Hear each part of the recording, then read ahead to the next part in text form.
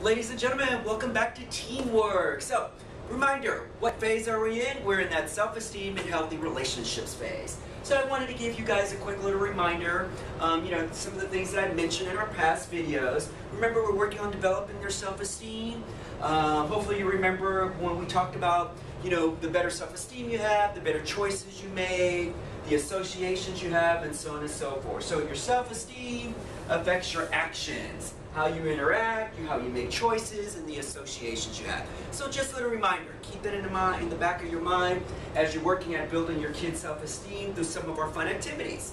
So, what are our activities? Here we go. Or what are the objectives? So today's activities are about working through making positive choices and decisions. So just a quick little, simply want to throw it out there. You're going to see the activities are really about thinking about these decisions. And are they good decisions for you, right? Good decisions for your self-worth, for the value you put on yourself. Are they good decisions for relationships and working through relationship challenges? So that's what we're doing. So self-awareness and relationships, exploring, discussing, talking, and getting through making some positive choices. And those are our overall objectives really quickly. Wanted to share that with you. And then our question of the day. So, what was the most embarrassing thing that has happened to you? I can probably think of a lot of embarrassing things that have happened to me, some of them which I've played in these videos. But anyway, what was the most embarrassing thing that has happened to you, and are you over it, or you're still embarrassed by it? All right, so that's a good one.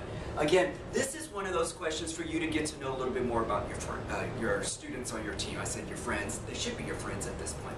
But something to get to know your kids a little bit more, right? And hopefully you're making yourself or allowing yourself to be a little vulnerable, and you're sharing some of those embarrassing moments, if appropriate. I want to make sure they're appropriate embarrassing moments. No Janet Jackson Super Bowl embarrassing moments necessarily, but appropriate embarrassing moments. But it's about getting in there, digging in, getting to know about your kids, them getting to know about you, so that you really are building the relationships with the kids.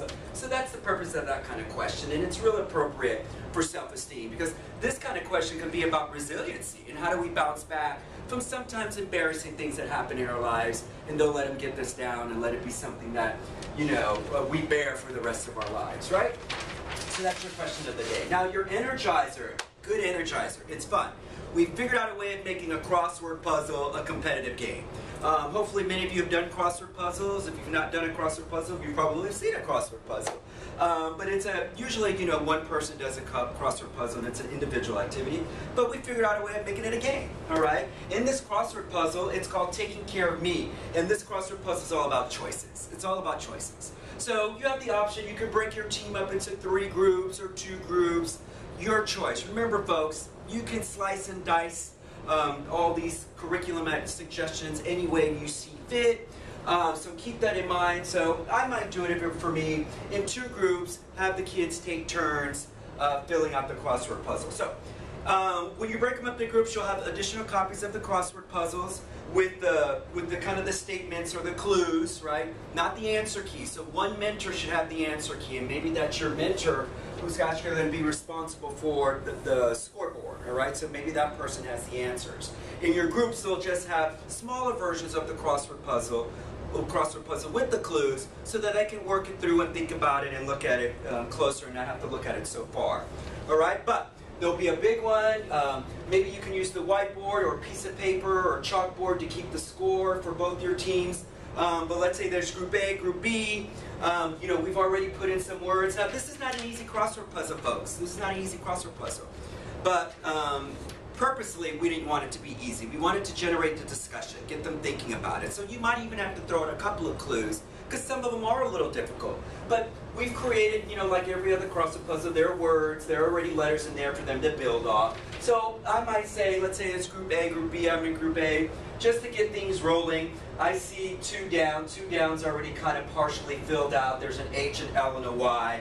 And this clue is, it's best to have friends who influence blank choices in your life for 20 points. So if my team were to get it right, we would earn those 20 points, right? And there's no chance to steal. We could keep going back and forth, but there isn't a chance to steal. So give them a minute to try to respond to the answer. If they don't get it, then go to the next team and have them choose another clue, and so on and so forth. So just keep going back and forth, earning their points. But just so you know, if you were curious, what was the answer to that one? What is the answer to that one? It's healthy. So it's best to have friends who influence healthy choices in your life. So you see, it's getting them to think about positive choices. And let's say we chose 12 across. There's an O, a Y, a G, and an E. And 12 across is, many teens care a lot about their weight and physical appearance. And it's 2 words. So what is that? And that, in a nutshell, is just body image, all right? And we know they're painfully self-conscious right now about their body image. So, good stuff here. A lot of really thought-provoking kind of clues and statements and filling in. So, take advantage of this and have a little conversation maybe when you get on that body image. Hey, how are you guys feeling about the changes that are going on? It's all normal. And you might say, hey, I had crazy things happen to me. I had acne, body weight, body odor. It's normal. We all go through it. Once you get through it, life changes for you or whatnot. It's not always going to be a concern or an issue for you. But anyway, that's just an example how you can keep the conversation going while you're playing a fun game. All right, the team with the most points wins, and that's your energizer. Now, your main activity is called Dear Abigail. For those of you who are my age range, you probably remember it as Dear Abby, all right? And Dear Abby was an advice columnist. So you might want to share with the kids what is an advice columnist. We're going to give you the definition. You'll have the definition in your curriculum.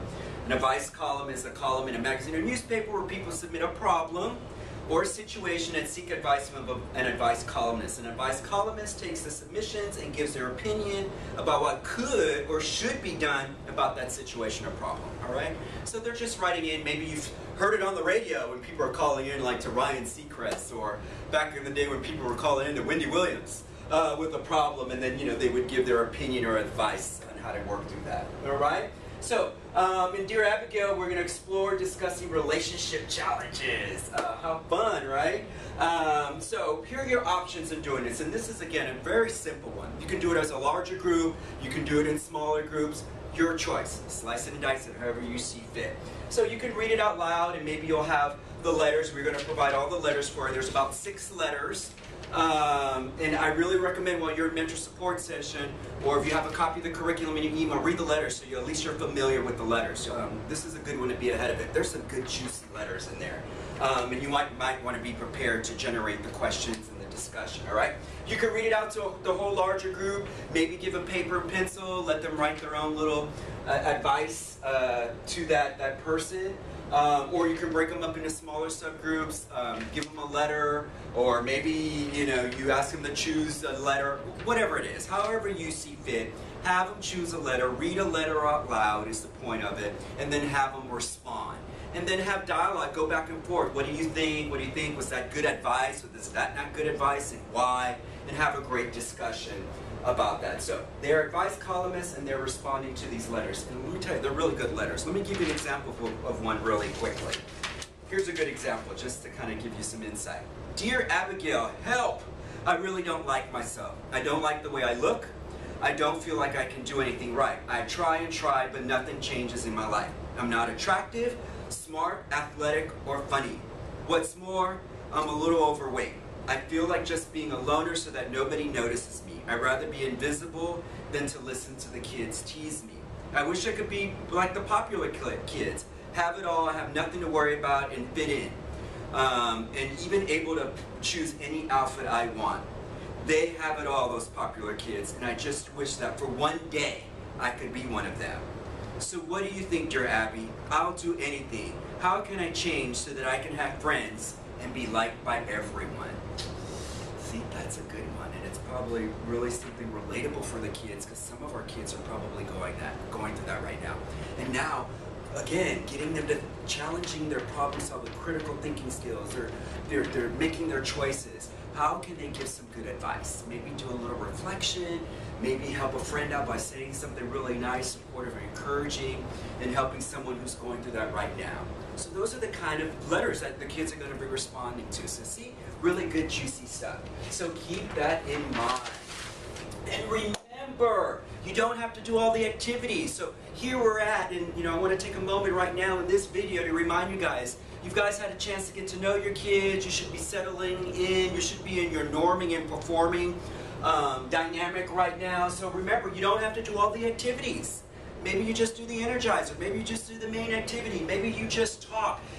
Maybe you just hang out. So keep that in mind, all right? You don't have to complete all the activities.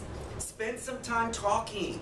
That's the best way to build relationships. Mentoring, of course, is about building relationships. So talking is a good way to do that. And focus on getting to know your kids. Really challenge yourself each and every week to learn something different about your kids. Whether it's a hobby, something about their family, something about their school, something about their friends, you know, just their special interests. They're really going to feel like you really sincerely care because you're trying to make that effort to get to know them. All right? So I just wanted to end and remind you this because here's where we're at right now. In your phase of mentoring, you should be focused on the relationship. Give your heart, and just think about this. In order to live a fulfilling and productive life, we need to feel fulfilled, right? So to have a fulfilling and productive life, we need to feel fulfilled. That's the beauty of mentoring. Maybe you can give the kids an experience of feeling fulfilled by cheerleading them, giving them positive reinforcement, encouraging them so that they can grow up and have that life of fulfillment, right? So keep that in mind. So it's Will signing out.